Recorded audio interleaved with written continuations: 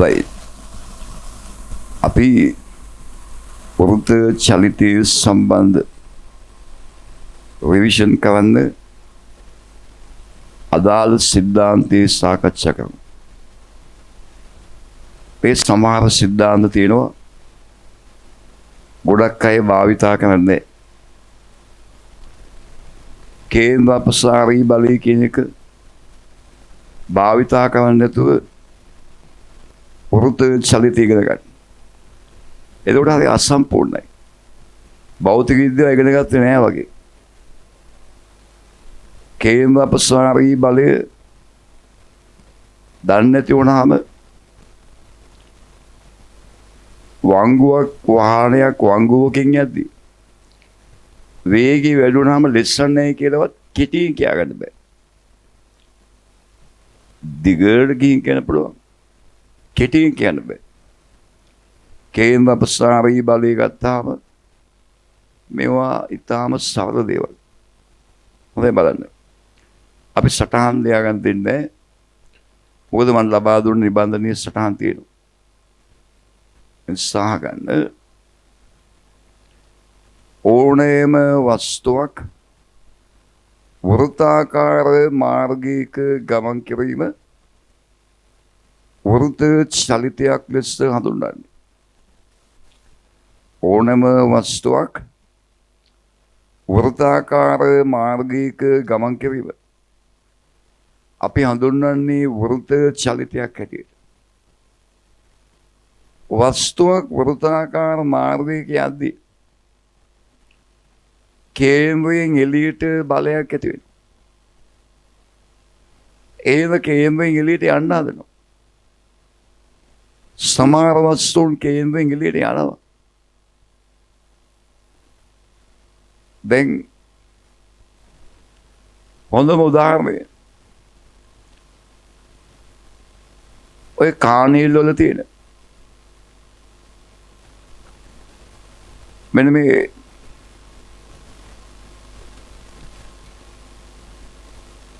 ක්‍රීඩා උපකරණ හිතන්න.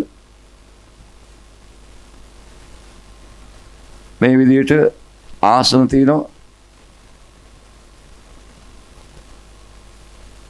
මේ ආසනවල මිනිස්සු ඉඳවලා මේක භ්‍රමණය කරනවා.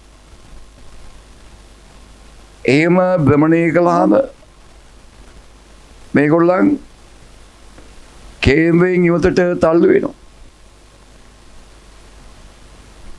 ඒ තල්ලු වෙන බලයක් තියෙන්න ඕන. ඒ බලය තමයි කේන්ද්‍ර අපසාරී බලය කියන්නේ. ඕනම වස්තුවක් වෘත්තාකාර මාර්ගයක යද්දී ඕනම වස්තුවක් වෘත්තාකාර මාර්ගයක යද්දී කේන්ද්‍රයෙන් එළියට බලයක් ඇති වෙනවා. ඒ කේන්ද්‍රයෙන් එළියට ඇති වෙන බලය තියෙන ඒ බලය අපි කේන්ද්‍ර අපසාරී බලය කියලා හඳුන්වන්නේ. මේක අභ්‍යන්තර බලයක්. අපි පළවෙනි පාඩමේ ගත්තේ අවශ්‍යති බලය සහ ඝර්ෂණය.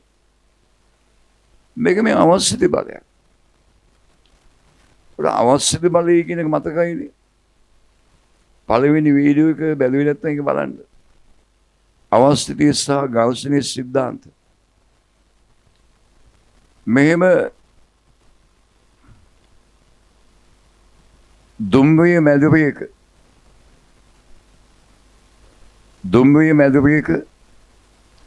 තන්තුවක ආධාරයෙන් ස්කන්ධයක් කියලා. දුම්රිය තුවරණය වන අවස්ථාවේ මේ ස්කන්ධය පිටුපස්සට යනවා.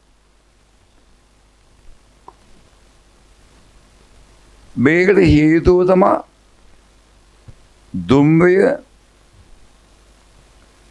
දුම්රිය තුවරණය වෙන්නේ එන්ජිමෙන් ලබා දෙන බලයෙන්. එන්ජිමෙන් ලබා දෙන බලයෙන්.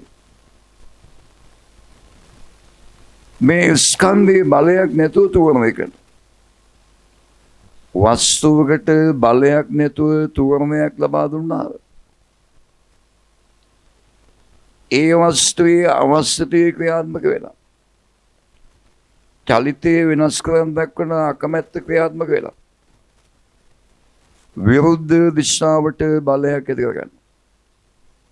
ස්කන්ධයේ එම්මන වස්තුවකට ඒ නැමැති තුවරණයක් ලබා දෙන්න ගියොත් ඇතිවෙන අවශ්‍යති බලය ඇතිවෙන අවශ්‍යති බලය එන්නේ මේක අභ්‍යන්තර බලයක්. තුවරණේ වන රාමීන් අයට විතරයි පේන්නේ. මෙයා මත බල තුනක් තියෙන බරයිම්චි තන්ත්‍රය ආතතියටි ඒ දෙකම බාහිර බල.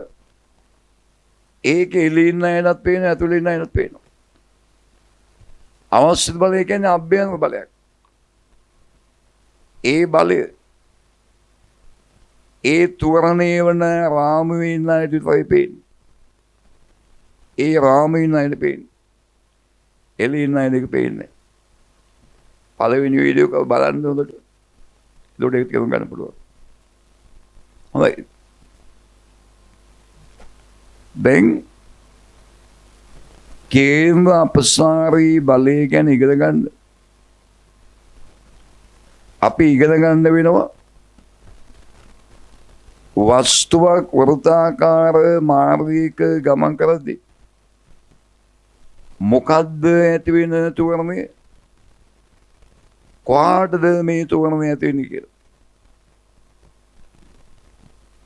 මොකද්ද මේ ඇති වෙන තුවරණය?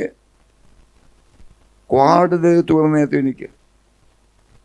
වස්තුවක් වෘත්තයේ කියන අවස්ථාවයි.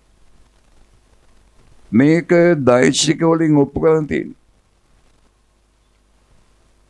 මේ දෛශික වලින් ඔප්පු කිරීමෙන් ලබා ගන්නා ප්‍රතිඵලය අවුරුදු කීපයක් බහුවන්න වලට ආවා. වස්තුවක් වෘත්තාකාර මාර්ගයක යද්දී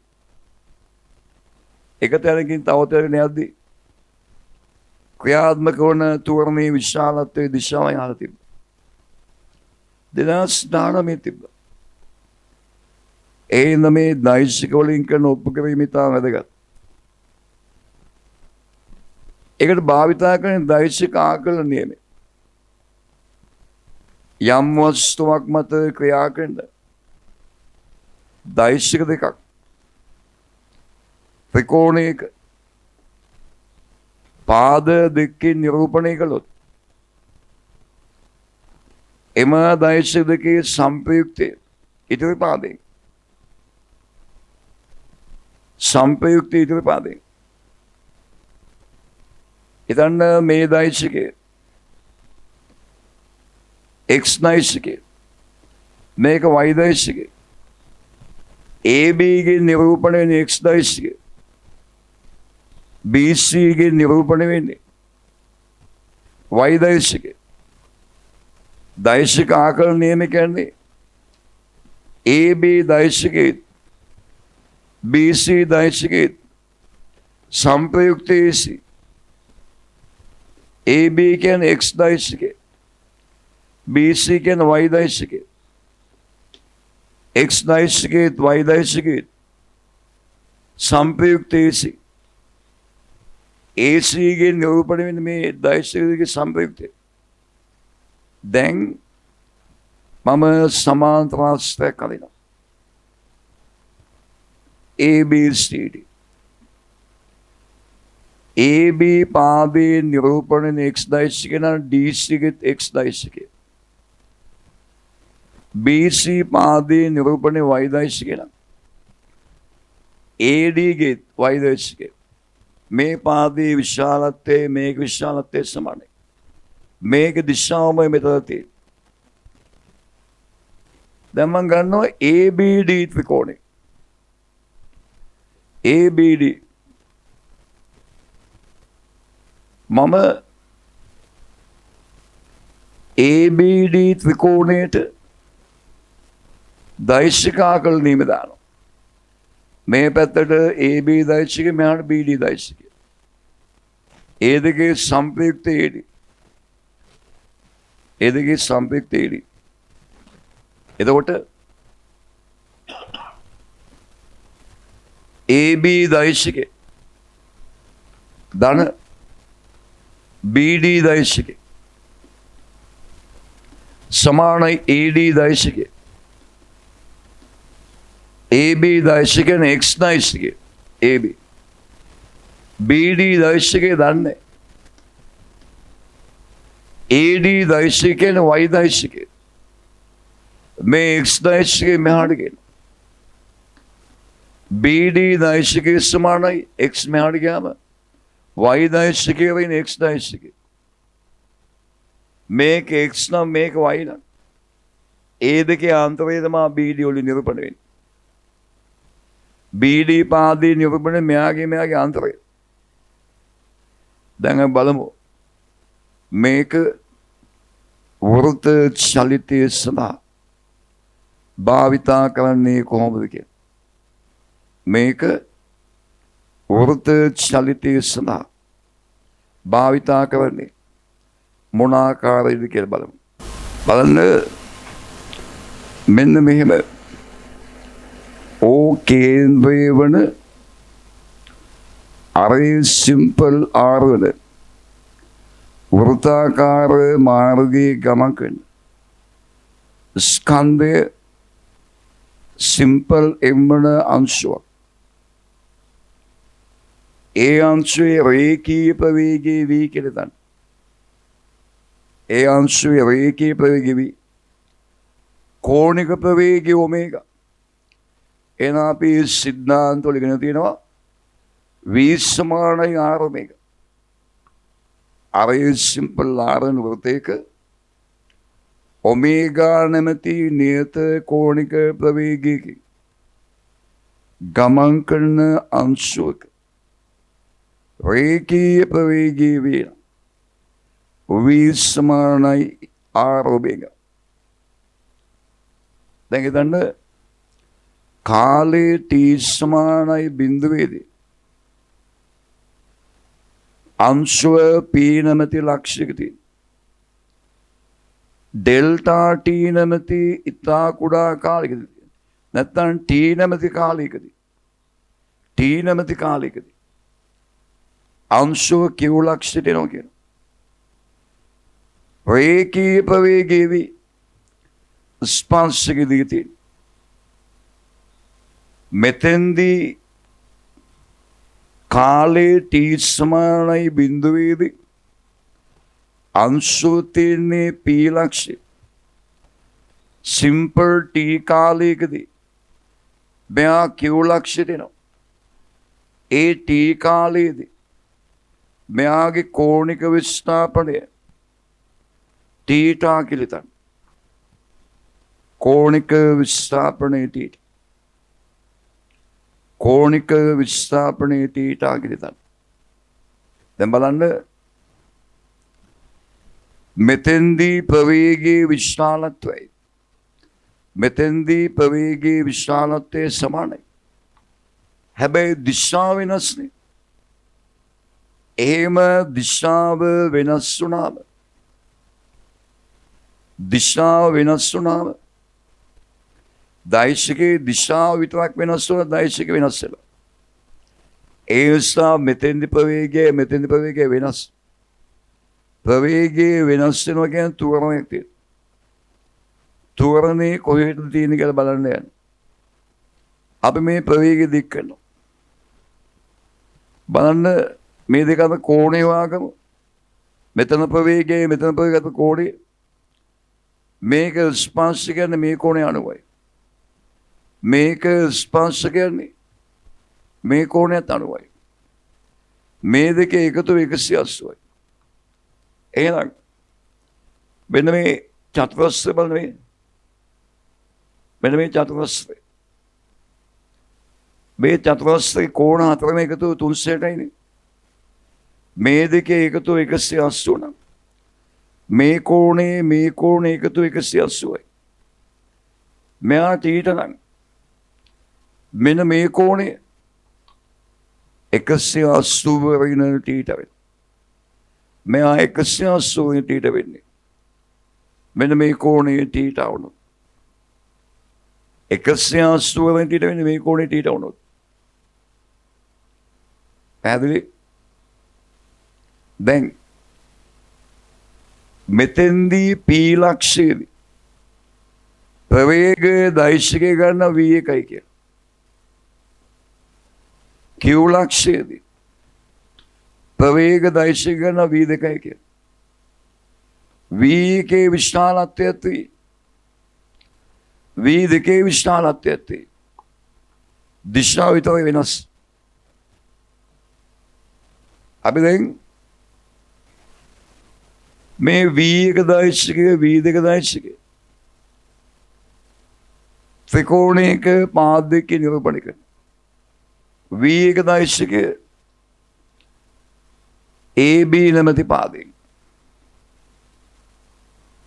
AB පාදයෙන් V1 දෛශිකය විශාලත්වය වේ. Q ලක්ෂයේදී ප්‍රවේග දෛශිකය V2 V2 දෛශිකය BC පාදයෙන්.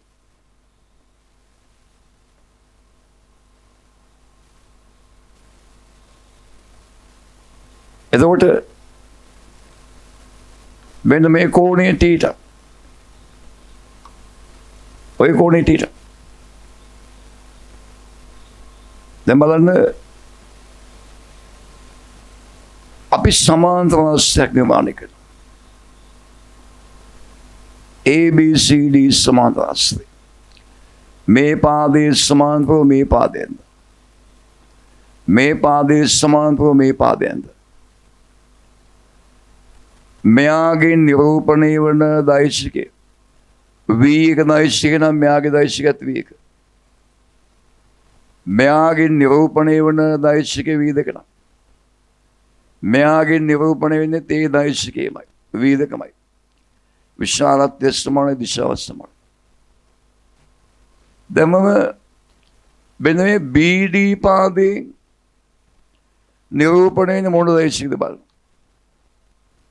BD පාදයේ නිරූපණය වෙන්නේ මොන දෛශිකද බලන්න. ඒකට ABD ත්‍රිකෝණයට දෛශික ආකලන නියමය දාන්න. AB දෛශිකය මේ පැත්තට BD මෙහාට AD අනිත් පැත්තට. එහෙනම් AB දෛශිකයේ BD දෛශිකයට සංප්‍රයුක්තයේ AD දෛශිකය AB දෛශිකයට BD දෛශිකය සංප්‍රයුක්තයේ AD දෛශිකය AB දෛශිකය කියන්නේ V1 දෛශිකය BD දෛශිකය දන්නේ AD දෛශිකය V2 දෛශිකය මේ V1 මෙහාට ගෙන BD දෛශිකය සමානයි V2 දෛශිකය වෙන V1 දෛශිකය. මෙතෙන්දී ප්‍රවේගයේ නිරූපණය දෛශික V2 මෙතෙන්දී ප්‍රවේගයේ නිරූපණය දෛශික V1 P වලදී ප්‍රවේග දෛශික V1 Q වලදී ප්‍රවේග දෛශික V2 V2 වෙන V1 කියන්නේ අවසාන ප්‍රවේගය වෙන ආරම්භ ප්‍රවේගය. P වලේ නම් Q වලට යන ප්‍රවේගාන්තරය. BD පාදයේ නිරූපණය ප්‍රවේගාන්තරය. BD පාදයේ නිරූපණය ප්‍රවේගාන්තරය. මේ කෝණයේ θීට නම් මේක θීට. BD පාදයේ නිරූපණය ප්‍රවේගාන්තරය. අපි දන්නවා ප්‍රවේගාන්තරය බෙදීම කාලය කියන තුරනේ. කාලයේ දිශාවක් නැහැ. කාලයේ දිශාවක් නැහැ. ප්‍රවේගාන්තරය බෙදීම තුරනේ. කාලයේ සමය තුරනේ වෙන්නේ. කාලයේ දිශාවක් නැහැ. එහෙනම් තුරනේ දිශාව වෙන්නේ ප්‍රවේගාන්තරයේ තියෙන දිශාව. ප්‍රවේගාන්තරයේ BD පැත්තට. එහෙනම් තුරන තියෙන මේ පැත්තට. මෙතන ඇන්දාම මේ දිශාව හරියට ගත්තොත් කේන්ද්‍රයේ පැත්තට තියෙන ප්‍රවේගාන්තරයේ තියෙන කේන්ද්‍රයේ පැත්තට. එහෙනම් තුවරණ තියෙන කේන්ද්‍රයේ පැත්තට. වස්තුවක් නියත කෝණික ප්‍රවේගයෙන් වෘත්තාකාර මාර්ගයක යද්දී ඒ වස්තුවේ තුවරණයේ කේන්ද්‍රයේ පැත්තට තියෙන. අන්නේ තුවරණයෙන් අපි කියන්නේ කේන්ද්‍ර අභිසාරී තුවරණය කියන්නේ. කේන්ද්‍ර අභිසාරී තුවරණය. ඒ තුවරණයේ විශාලත්වයන් මම ගන්නවා BD පාදයේ විශාලත්වය x කියලා. ප්‍රවේගාන්තරයේ විශාලත්වය x කියලා ගන්න. ප්‍රවේගාන්තරයේ විශාලත්වය x. පැහැදිලි?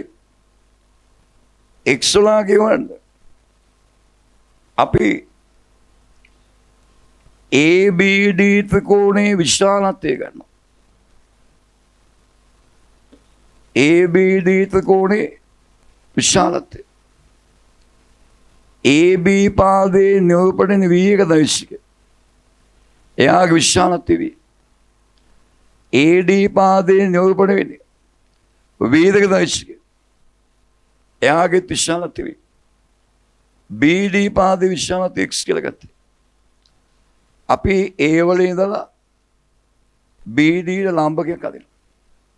මෙතන මෙතෙන් විශාලත්වය X නම් මේ ටික X වලින් භාගයේ මේ ටික X වලින් භාගයේ මේ සම්පූර්ණ කෝණයේ θ කියන්නේ මේ එහෙනම් මේක θ වලින් භාගයේ මේක θ වලින් භාගයේ මම මේ ලක්ෂය කරනවා E කියලා. දැන් ABE ත්‍රිකෝණය ගන්න. ඍජු කෝණික ත්‍රිකෝණය. මේ කෝණයේ සම්මුඛ පාදයේ x වලින් භාගයයි. සම්මුඛ පාදයේ x වලින් භාගයයි. කර්මයේවි සම්මුඛ පාදයේ x වලින් භාගයයි. කර්මයේවි එහෙනම් sin θ බෙදීම දෙක sin θ බෙදීම දෙක මේ කෝණේ sin අගේ සමානයි සම්මුඛ පාදයේ x වලින් භාගයේ බෙදීම කර්ම වේවි. එහෙනම් sin θ බෙදීම දෙක සමානයි. x බෙදීම දෙකයි වේ. x බෙදීම දෙකයි වේ. මේ දෙකයි වේ මෙහාට ගේන. වැඩි කිරීම දෙකයි වේ. x සමානයි දෙකයි වේ. sin θ බෙදීම දෙක. මේ x ගැන ආපු බහුවර්ණ කීපයක් තියෙනවා. 2019 ආවල තිබ්බේ මෙතන ඉඳලා මෙතෙන් යද්දි. ඒක θ 90යි. මෙතන ඉඳලා මෙතෙන් යද්දි θ 90යි. මෙතෙන් 90 දැම්මම θ බෙදීම දෙක 45යි. ප්‍රවේගාන්තරය දෙකයි 20 45. 2019 ගන්න. දෙකයි 20 45. ප්‍රවේගාන්තර විශාලත්වය. ඔය කේන්ද්‍රයේ පැත්තට තියෙන තුවරණයට අපි කියන්නේ කේන්ද්‍ර අභිසාරී තුවරණය කියලා. අපි කේන්ද්‍ර අභිසාරී තුවරණයේ විශාලත්වය. කේන්ද්‍ර අභිසාරී තුවරණයේ විශාලත්වය. අපි ගත්තේ අරේ සිම්පල් ආර්ගන වෘතයක ඔමේගා නියත කෝණික ප්‍රවේගයකින් ගමන් කරන අංශුවක රේඛීය ප්‍රවේගය වී කියන කාලයේ t සමානයි බිඳුවේදී p ලක්ෂය t කාලයකට පස්සේ q ලක්ෂය t කාලයකට පස්සේ q ලක්ෂය ඒ කාලයේදී කෝණික විස්ථාපනයේ t කෝණික විස්ථාපන t කියලා ගත්තාම ප්‍රවේගාන්තරයේ තින්නේ ප්‍රවේගාන්තරය තුවරණයේ තියෙන කේන්ද්‍රයේ පැත්තට ඒ පවතින ප්‍රවේගාන්තරය x නම් x සමානයි 2v sin θ බෙදීම දෙක P වලේ නම් Q වලට යද්දී ප්‍රවේගාන්තරයේ විශාලත්වය 2v sin θ බෙදීම 2. ඒක කේන්ද්‍රයේ දිශාවට තියෙන. ඒ තමයි තෝරන්නේ කේන්ද්‍ර අභිසාරී තෝරන කියන්නේ. දැන් ගන්නවා මේ තීට වගේ ලොකු කාලයක් නැතුව ඩෙල්ටා තීටා නැමැති ඉතා කුඩා කාලයකදී කෝණික විස්ථාපනයේ ඩෙල්ටා තීටා ඩෙල්ටා ටී නැමැති ඉතා කුඩා කාලයකදී කෝණික විස්ථාපනයේ ඩෙල්ටා තීටා එහෙනම් තත්පරයකදී කෝණික විස්ථාපනය ඩෙල්ටා තීටා බෙදීම ඩෙල්ටා ටී මේ තත්පරයකදී කෝණික විස්ථාපනය තමයි කියන්නේ කෝණික ප්‍රවේගය. එහෙනම් ඔමේගා සමානයි ඩෙල්ටා ටී බෙදීම ඩෙල්ටා ටී. ඔමේගා සමානයි ඩෙල්ටා තීටා බෙදීම ඩෙල්ටා ටී. දැන් ඒ වගේ ඉතා කුඩා කාලයක කෝණික විස්ථාපනයේ ඩෙල්ටා තීටා නම් ඇතිවන ප්‍රවේගාන්තර එක් සමානයි. මේක ආදේශ කරනවා 2v sin තීටා වෙනවා දාන්නේ ඩෙල්ටා තීටා. ඩෙල්ටා තීටා බෙදීම 2. ඉතා කුඩා කෝණවලට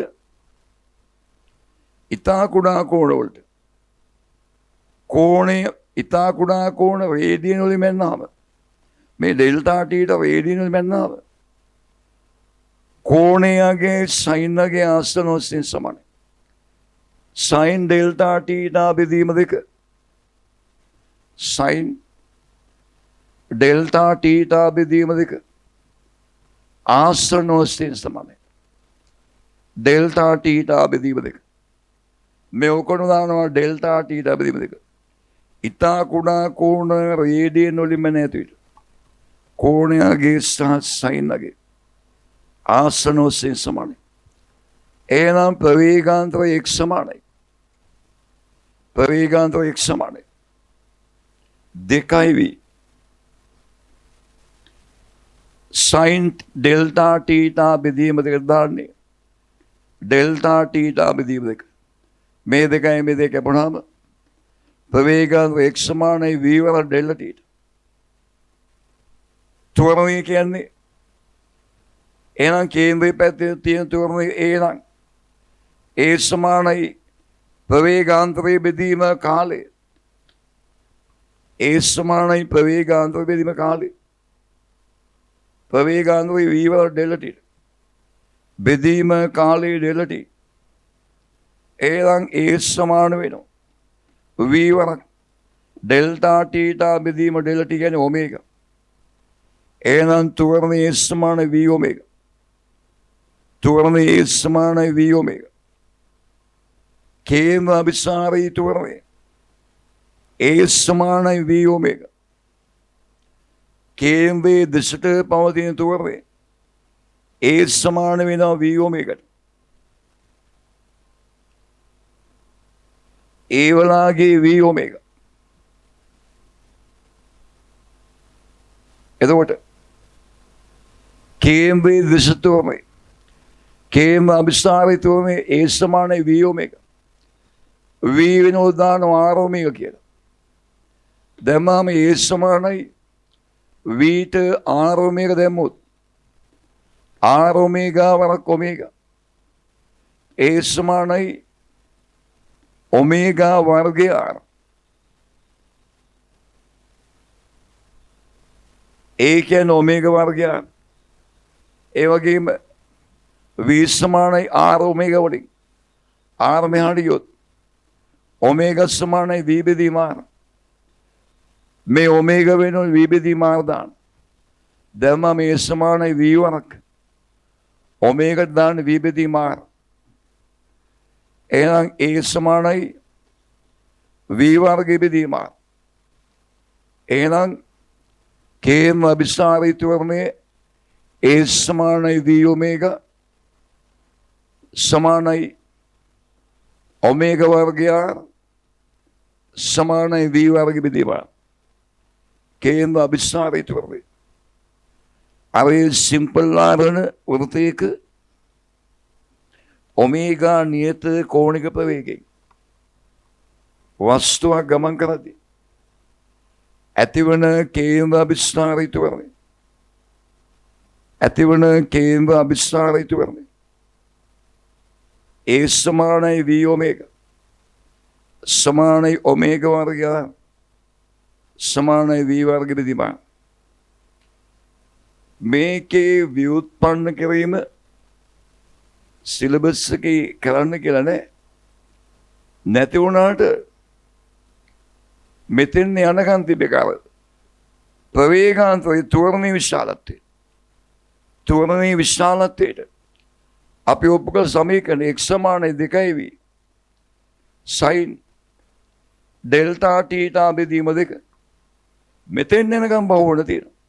මෙතෙන් පස්සේ තව පේලිය තියෙනවා. එහෙනම් මේක සිලබස් එක නැතත් අපි ඔප්පු කරනවා.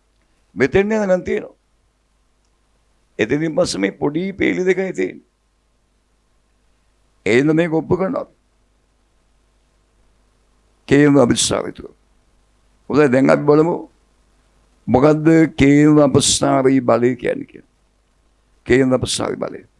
බලන්න මේ විදිහට වේදිකාවක් තියෙනවා කියලා හිතන වේදිකාවක්.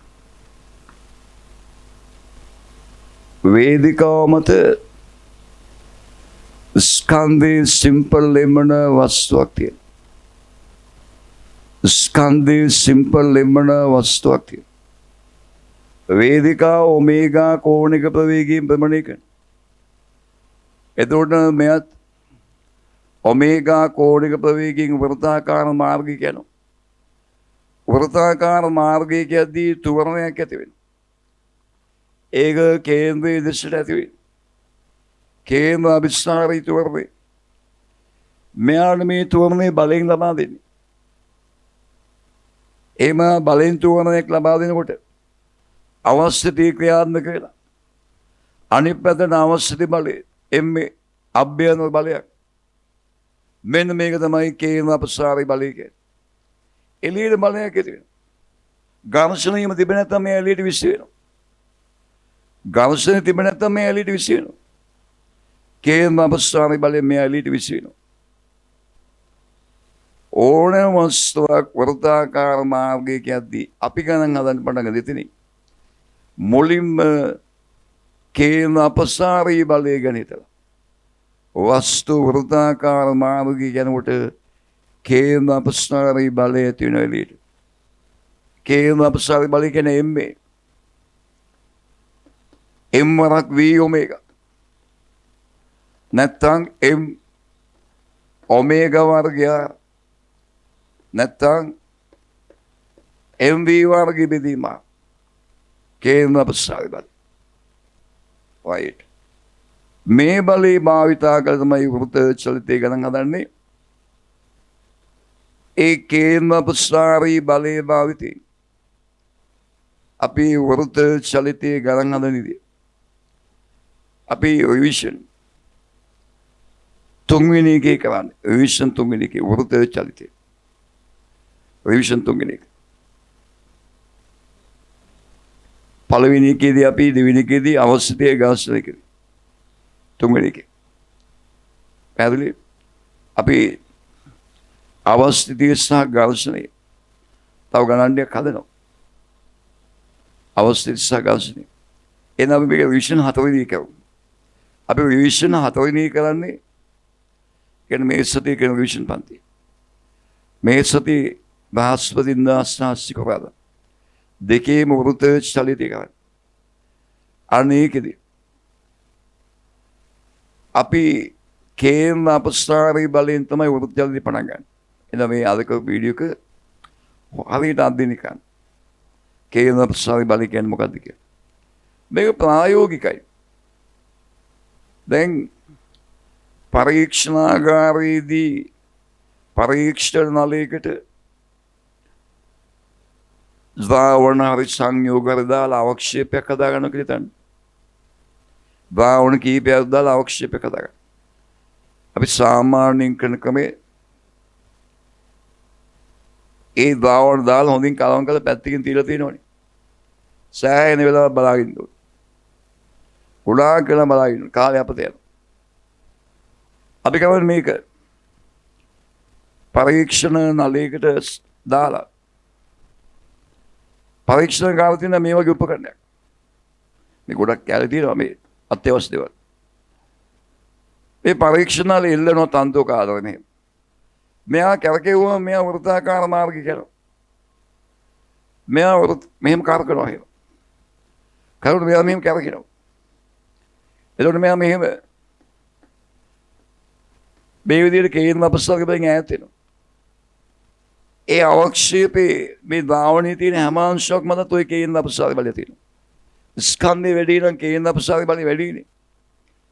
ඒ නිසා අවක්ෂේප ද්‍රව්‍යයට කේන්ද්‍ර අපස්සාර බලය වැඩියෙන් ඇති වෙලා ඒවා පතුලේ තැම්පත් වෙන කෙටි කාලෙක. මේ තියෙන ඔක්කොම කේන්ද්‍ර අපස්සාර බලය නිසා ගෙයින් පතුලේ තැම්පත් වෙනවා. ඒ පතුලේ තැම්පත් වෙන එකේම හරි ලීසින් විශ්ව කරන කේන්ද්‍ර අපස්සාර බලය. මේ මෙලවුඩ එක නැත්තම් කතරොන්චිලාවක ඒ වගේ එක තිරස් උතාකාර මාර්ගයක යද්දී මගින් ඈතට විශ්වෙන්නේ ඔය කේන්ද්‍ර අපස්සාර බලයෙන්.